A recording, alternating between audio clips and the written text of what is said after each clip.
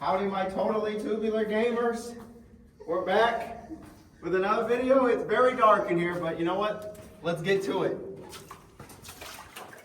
Well, we're back with, you guessed it, a good old ranking video, and today it's finally time we talk about some Dying Light. I've been a fan of Dying Light for many years now, but I've never really discussed the games on the channel, especially not in any depth, but that's going to change today. Today we're going to be reviewing and ranking all of the Dying Light games, from worst to best. Now, Dying Light was developed by Techland and has been around for over 10 years now, and it really was the spiritual successor to the Dead Island series, which was also initially developed by Techland, but over the years there's been a few different Dying Light games, and I thought with the latest Dying Light game, The Beast, it was finally time to talk about the series. Major shout out to Techland for hooking me up with a review code for this. It very much is appreciated. Like, seriously, thank you so very much. It's an absolute honor. So when it comes to Dying Light games, there was obviously the original that came out 10+ years ago, then there was the large expansion for it, The Following, then several years later there was Dying Light 2, and now there's The Beast. For this ranking, I'm going to be splitting The Following off from the original game since it is pretty substantial in its own right. I'm going to be reviewing all 4 of these games, sharing my thoughts, feelings, memories, etc., and then of course stacking them all up against each other and seeing which ones are worth playing, which ones are worth skipping, etc., etc. I got quite a bit to say about these games, so we might be here a minute. As usual, get the popcorn, get the Wendy's spicy nuggets, get the beef jerky, start the car up, start going to bed, set me to 1.5 speed, add me to the watch later, however you're going to watch or listen to this video. I'm going to be yapping for a bit because I actually really do enjoy these games, and that's why I'm going to be individually reviewing these games as well versus some like 30-second short where I'm just like number 4, number 3, number 2, number 1, etc., etc. Alright, I've been chatting enough for this intro. Let's get to the ranking. Please like, share, comment, subscribe. Seriously, subscriptions really do help me out, and they're also free, so if you're a fan of this channel, it really would help me out. Either way, I really do appreciate all the support of the tubular community. Like, thank you all so very much. You all are incredible. And so with that, let's get to it. What's the weakest in the Dying Light series?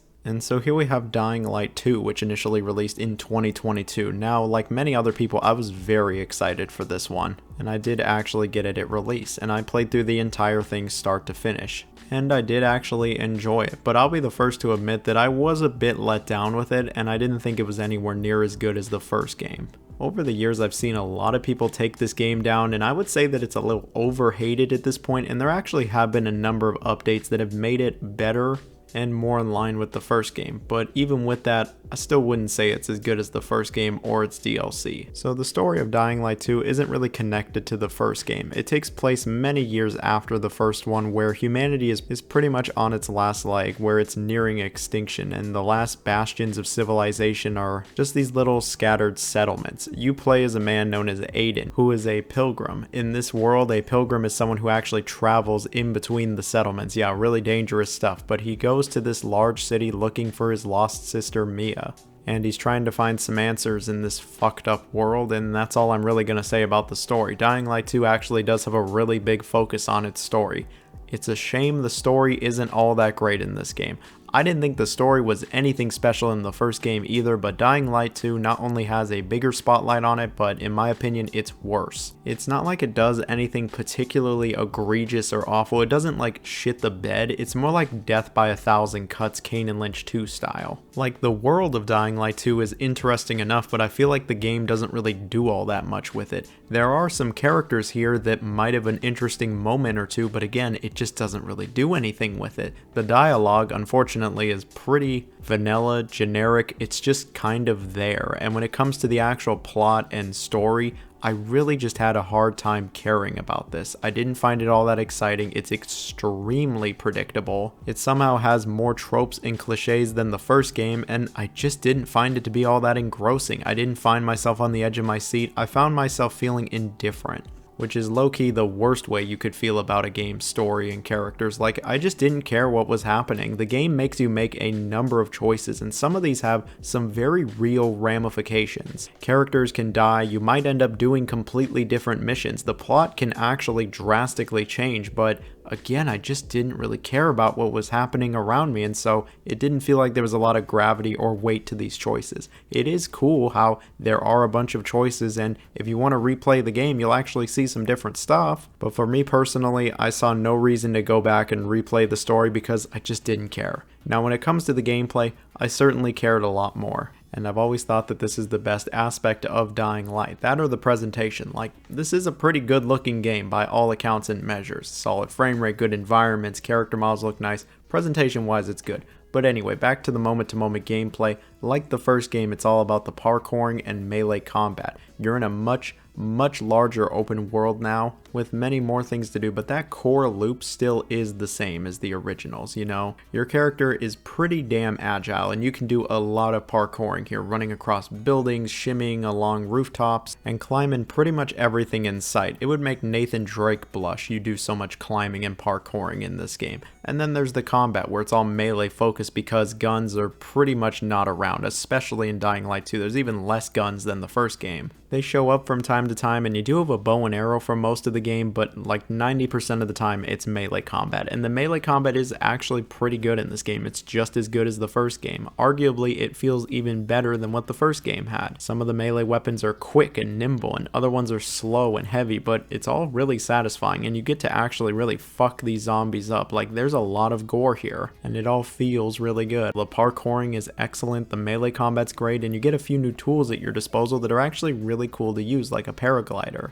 Or this nifty grappling hook that's way better than anything Far Cry 4 had. When it comes to the combat, they added a bunch of new stuff. There's a bunch of new weapons, maneuvers, techniques, there's even new enemies to face off against. There's arguably more depth to the gameplay than what the original had. When it comes to the RPG elements, yeah, it's absolutely here. You level up Aiden, you can level up parkouring and combat, there's a bunch of crafting, you scavenge stuff, and you can even make some pretty awesome equipment and weapons. And so with all of this sounding so great, you might be wondering, well, why does he like Dying Light 1 and its DLC more?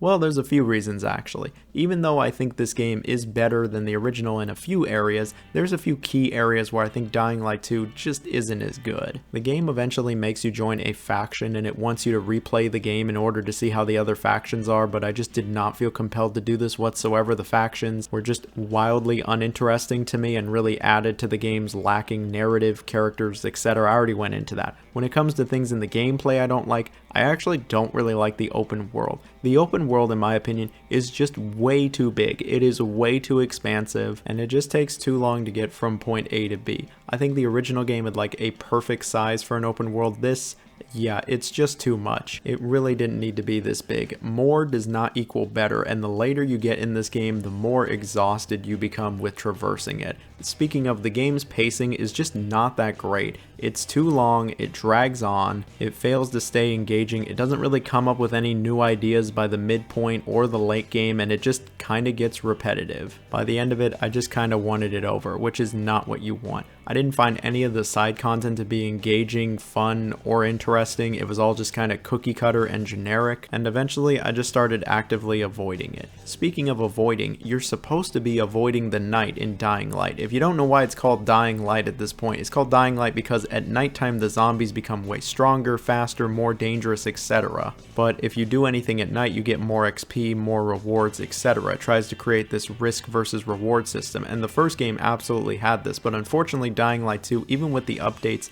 just isn't all that threatening at night. The game is too easy and too forgiving to the point where nighttime doesn't even really feel all that different from daytime. They have taken steps to make it feel different and more challenging, but it's not enough. It's not as scary or tense as the originals. It's just darker now, which, yeah, that doesn't really do anything for me. And that was a real letdown because I feel like without the risk versus reward system, part of Dying Light's entire hook just is kind of lost. And what we're left here with is just an alright game. It's not a great game, but it's also not a terrible game. It does do a number of things right. Like I said, the parkouring and combat is actually pretty solid, but sadly it has a really lacking story, a bloated open world, and just terrible pacing. And it's one of those games that sadly at times feels like it's kind of wasting your time. Like, I got pretty sick of traversing this open world, and I didn't find the core loops anywhere near as addicting as the first game. Maybe I just played too much of the first game and this felt a little too similar. I'm not entirely sure, but what I am sure of is that this game is just alright. I can recommend it, especially if you love the original or are looking for a good zombie game, but it's not going to blow you away by any means.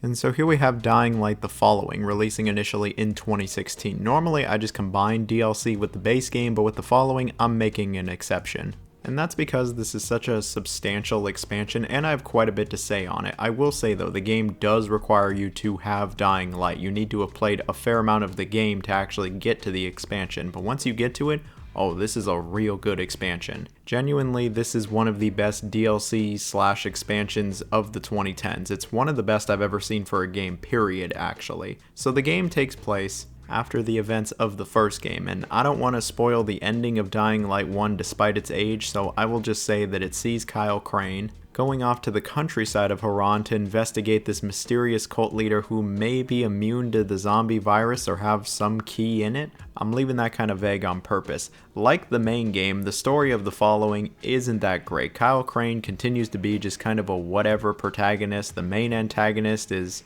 equally whatever, and the story itself can be a bit forgettable. But like the main game, you're not really playing Dying Light the Following for the story. Like, it exists, but it feels more transactionary than anything else. It's just a means to get you from one location to the next or doing some cool thing. It's not absolutely god-awful, but it certainly isn't anything special. Now, when it comes to actually playing the game, you know, what you came here for, give them what they came here for!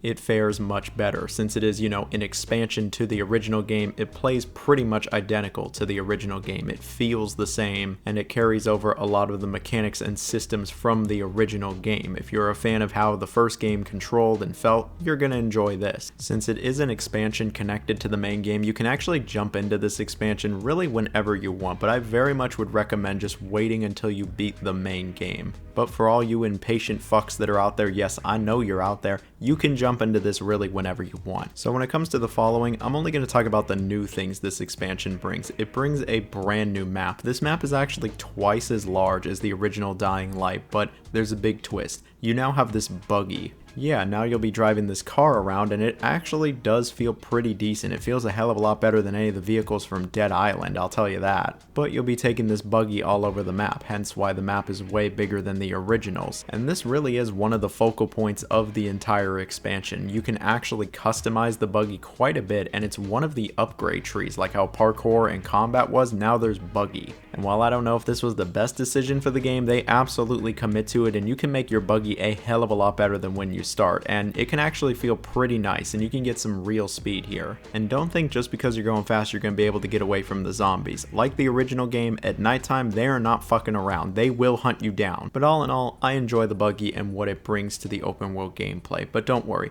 just because you have a vehicle doesn't mean that there isn't a bunch of parkouring. There's still plenty of parkouring here, and there's still plenty of zombie killing. Something that I will bring up is that the following has a bit more of a focus on guns. Like, there were guns in Dying Light 1, but there's way more guns in the following, and a lot more of the combat revolves around firearms, but I don't necessarily think this is a bad thing, and melee weapons still feel amazing. The game in general still feels amazing. I love how Dying Light 1 felt, and this really is just more of the same. And that really carries over to all of the game's general systems, from how you level up, to the crafting, to the asymmetrical multiplayer, and how the co-op works. It's pretty much all lifted from the base game. There's obviously the main story, which will take you around 7 to 10 hours, but there's also plenty of side content, and the side content is surprisingly pretty decent, and you actually do get some nice rewards here. Something else that I appreciate about the following is the game's pacing. Since it takes place after the main game and it's on the smaller, shorter side, it just kind of jumpstarts the pacing and it really just throws you into it. There's not really a dull moment here, and before you know it, you'll be thrown into the game's core loops.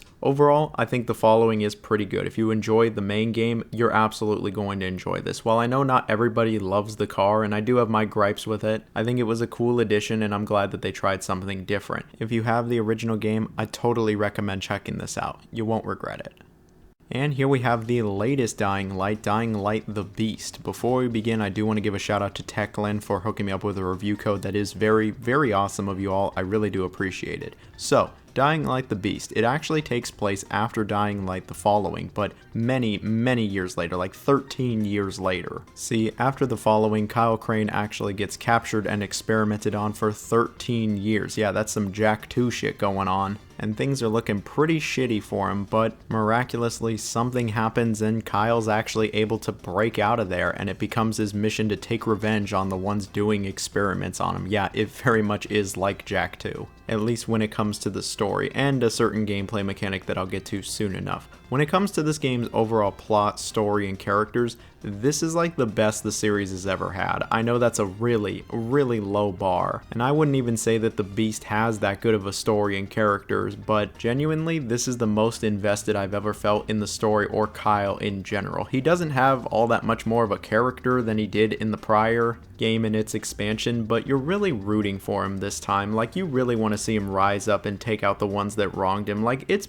fucked up what they do to him, and you want to see him make those fuckers pay, and that's exactly what's going to happen here. The story, the characters, the world, the dialogue, all that, it's certainly not winning any awards, but it gets the job done. It certainly does. I just can really appreciate how focused the story is and how it really doesn't get in the way, like say Dying Light 2 or even sometimes in the original. When it comes to the gameplay, all I really gotta say is, it seems like Techland listened. This plays a lot more like Dying Light 1 than it does Dying Light 2. It feels much more in line with the original, and even though it very much is built with the bones of Dying Light 2, it feels more like a real sequel to the original game. It very much has all of the DNA that Dying Light is known for. You're dropped into this dense open world, filled with many zombies to kill you, but Kyle Crane ain't no spring chicken here. He's been doing this for quite some time. He's got all of the parkour skills necessary for traversing this new area. Speaking of this new area, it's pretty different from the other games. It takes place in this new location known as Castor Woods. It very much is a forest, but there's a bunch of rural areas here as well. There's plenty of room for parkouring, but you can also get into vehicles and drive around the open world as well. It's not like The Following where you just have one buggy and you get to upgrade it and all that. No, there really is just a bunch of random vehicles you can get in and drive around. And the driving, it feels fine in this game. It feels just as good as it did in The Following, and I can appreciate it's here, but it's also not the focus. The focus is still on the parkour and your movement, which feels great. It honestly feels a bit more like Dying Light 1. Dying Light 2 at times can feel kind of floaty, and I never really saw that as an issue, but I know a lot of people didn't care for how the parkour felt. It feels more like Dying Light 1 here. There's just a bit more weight to everything, especially when it comes to the combat.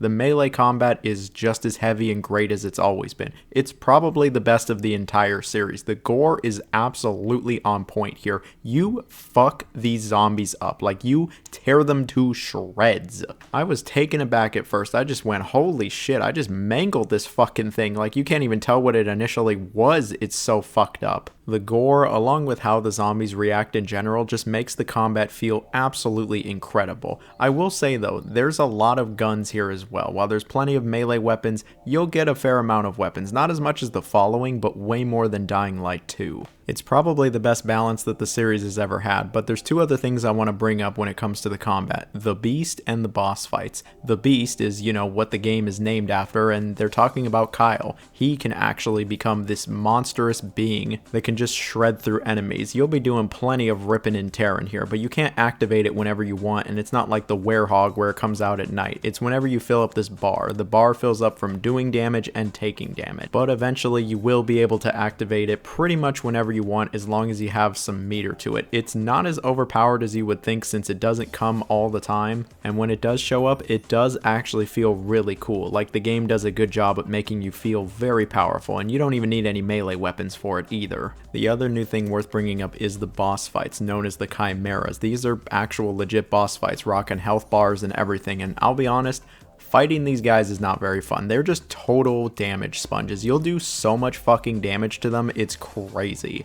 And it's like, yeah, you gotta weave around them and dodge all of their attacks, and there is a little bit of strategy here, but I just didn't really have all that much fun fighting these. It felt more tedious than anything else, and it only gets more and more tedious the further you get in the game. It's probably my biggest issue with the game if we're being 100-100 here. Something though that I don't have an issue with is the game's pacing. It doesn't take an eternity to get through this game. It starts you off pretty quick, it gets you into the action fast, and it gets you exactly where you want to be. The Beast will take you anywhere from 10 to 15 hours depending on how much side content you do, and the side content, it's decently meaningful here. I'm not going to act like it's the most original side content or anywhere near as good as say the originals, but there's plenty of good stuff here, and something that makes it good is that the map isn't absolutely gargantuan. Like, yeah, it is of a decent size, but you can traverse it pretty fast, especially once you have a vehicle. I didn't find it tedious or annoying to go from point A to B or to drive across the entire map. I didn't get sick of it like I did in the second game. I also think the map is just really well designed. I like how many intricate areas there are, there's a lot of density, and you go to a number of different environments. Something else that I really like about the Beast is they brought Dying Light back to Dying Light. What do I mean by this? Well, Dying Light 2, when it was nighttime, it really didn't mean much like it did in the original. In the Beast, oh yeah, nighttime is fuck time. And you might be going, okay, fuck time for who? Fuck time for you, buddy. These creatures are going to absolutely fuck you up. They're going to swarm you, they're going to kill you, and it's actually pretty scary at night. And it really reminded me of Dying Light 1. It made it actually threatening at night. There was a real risk versus reward system here, and I think it's actually well implemented. It's much better than what Dying Light 2 had. Unfortunately, something that does carry over from Dying Light 2 is just how much crafting you do in this game. The first game had crafting, the following had crafting, but Dying Light 2 has a shit ton of crafting to it. It was starting to get old there, and in the Beast, yeah, it got old. I got pretty sick of crafting. Like, I just don't really love crafting in a lot of games, and this is one of them, where it just feels more tedious and annoying than anything else. Maybe that's just a hot take, but didn't care too much for the crafting here. When it comes to the skills and leveling up and really role-playing elements, it's pretty decent here. It feels a bit scaled back from what the second game had, but honestly, that's fine with me. It didn't need to be as expansive as it was in that game with all the multiple choices and factions and all that shit. No, it's a lot more focused. It gets to the point, it focuses on what Dying Light is all about, and I think it's all the better for it. It's also a good-looking game. It's nice to see a modern, realistic-looking game that doesn't run on Unreal Engine 5, and the game actually runs pretty well also, especially on my PC. Obviously, though, your mileage may vary. I will say the music is also pretty good in this game. So overall, The Beast is actually a pretty solid game. It's way bigger than I thought it was going to be. It's way more fun than I thought it was going to be. And it really does feel like the next step for Dying Light, where it kind of mixes some stuff from 2, but it also goes back to its roots from 1. I'm sure there's going to be a Dying Light 3 at some point. I would like to see it more like this than Dying Light 2. If you're somebody that has ever liked the Dying Light franchise, or you like zombie games, I think this one is worth checking out. It won't give you endless hours of content, but that's totally fine with me. It gets a big ol' thumbs up. And then, of course, here we have it, the original Dying Light, releasing initially in 2015. It's not even close. Of the entire Dying Light franchise, the original really is the best. I hate saying they peaked right at the beginning, but yeah, they basically peaked right at the beginning. I remember when this game came out, I pre-ordered it, I was really excited, and I was just blown away with how good it is. Like, genuinely, this is one of the best zombie games ever made, and it's one of the best RPGs from the 2010s. This game just got so much right. So let's talk about the one thing it doesn't really get right: the story, the characters, and general plotline. So the game takes place in this fictional Middle Eastern city known as Haran. It has become a quarantine zone for some reason, but a lot of the world isn't really so sure what's happening here. You play as Kyle Crane, who's dropped into Haran as an undercover agent looking for this man known as Reyes, but once he gets there, things go south real quick. He actually gets bitten, and it's up to him to just figure out what the hell is even happening in this city. When it comes to the story, unfortunately, it really just doesn't come together, and it's one of the most generic bleh stories from the mid-2010s. Like, it's not terrible, the dialogue and writing isn't some of the worst you'll find in any video game, but it's not good either. It really is one of those cases where it's just there. Kyle Crane is also just kind of there, like he has a bit of a personality, but he's also just kind of generic. The whole story really just feels generic. It's all just really forgettable, and it has way too many zombie tropes to count. It's better than what Dead Island had, I can give it that. But it really is one of those plots where I just did not give a shit about it by the end of it. The game also has you make a number of choices throughout it that will actually affect the story, but again, I just didn't really care enough about the story to care about these choices, unfortunately. Maybe that's just a me thing, but I think the general consensus of Dying Light is that the story is pretty whatever. You come for pretty much everything else. So when it comes to everything else, what you have is one of the greatest open world zombie games of all time. It takes place in Haran, which is an excellent setting, and it sees you doing missions for a number of individuals. But Kyle is no little chicken shit, he's no little bitch. He can actually do a bunch of cool stuff, including parkouring, which really is one of the game's 2 focal points. You will be doing a lot of parkouring in this game, and so it's a good thing that the parkouring feels amazing. I remember being blown away with how the parkouring felt back in 2015, but even nowadays, it still feels pretty good. It's actually aged incredibly well. There's a real sense of momentum and weight to everything. You aren't just flying around all over the place. No, it feels like you actually have to gain some speed and then leap from building to building, intricate area to intricate area, and the level design is excellent. The level design is absolutely set up for it. The parkouring feels great, the world map is designed around this, and it would rival even some of the best Assassin's Creeds when it comes to just the overall world map design and the parkouring in general. Like, it really is that great, and the more of it you do, the more you can level up your parkouring and you get faster, better, stronger, etc. Not to sound too hyperbolic here, but it really is peak parkouring. I know a lot of people will always say Mirror's Edge and all of that, but for me, it's Dying Light 1. It's always been Dying Light 1. The parkouring and controls in general, nothing but good things to say. The other focal point, the other pillar of Dying Light is the melee combat. The game is very much centered around melee weapons, picking up your everyday objects and just beating the absolute shit out of zombies, or of course crafting and making them stronger, repairing them, and everything that goes into that. And the combat, it's pretty good. Is it as satisfying as Dying Light the Beast? Probably not, but it still is really good. It's aged incredibly well. You get a bunch of deadly weapons in, you'll still fuck these zombies up. You really do. And like the parkouring, the more you engage with the combat, the more XP you're going to get for it, the stronger you'll become, you'll get new moves, abilities, etc. The game really rewards you for engaging with its systems, and it creates one of the most satisfying, fun gameplay loops you'll find in legit any other open world. The progression and pacing is just really great stuff. Like, you find yourself getting so much stronger, so much more powerful. You can jump further, you can do more damage. Like, it becomes almost addicting. Don't get it twisted. The pacing and progression is good in the Beast, it's good even in the following, but in the original, man, this shit hit different. Something else that hit different for me was this game's vibe. It just has a different mood to it that the other Dying Light games have never been able to capture. Like, it just has a certain aesthetic and atmosphere to it that I really fuck with all these years later. I'm absolutely picking up what it's putting down, I'm smelling what it's cooking. I just love this game's vibe.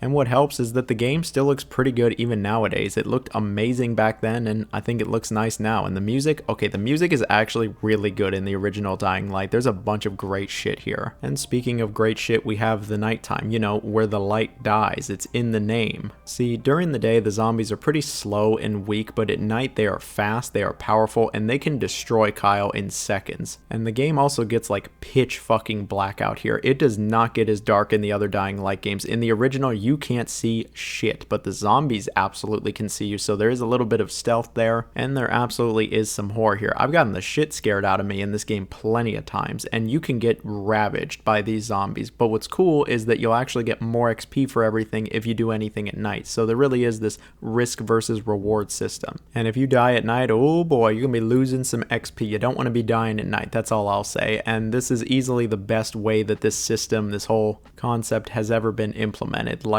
it just creates this really great dichotomy, and it just makes it all the more satisfying to engage in the game's systems. Speaking of systems, like I already mentioned, you level up the more you do things. There is crafting here, but it's pretty focused and streamlined, and it doesn't go overboard like the later games. You obviously get plenty of main missions, but there's tons of side objectives. There's these little dungeons to explore as well, and it's probably the best optional content the series has ever had. It's got a pretty good length to it as well. Like, if you beeline the main story, you can finish it in probably around 12 to 15 hours, but if you take your time even a little bit, it'll take you well beyond the 20-hour mark, and you're going to want to because it's just so much fun. Like, genuinely, all of this comes together to create one of the most fun experiences you can have with any zombie game. It has so many great elements to it. It all just comes together in a way that no other zombie game has ever been able to replicate, not even the other Dying Light games. Obviously, the game does have some issues.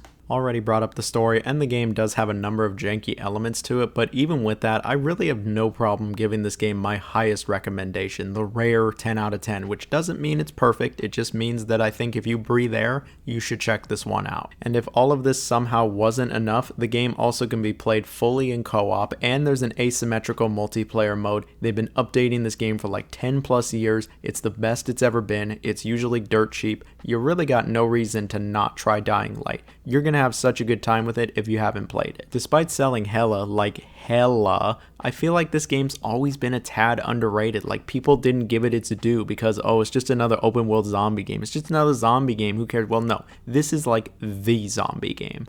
But alright, I'm gonna call it here. I feel like I've been rambling a bit, but I love Dying Light. Genuinely, I love all of these games. Even the second one, I just had a lot to say. So with that, Rambler's going to be the code word. That means you made it to the very end of the video. You heard me talk for eons and eons. Yeah, that's it for me. So stay safe, y'all. Bye-bye.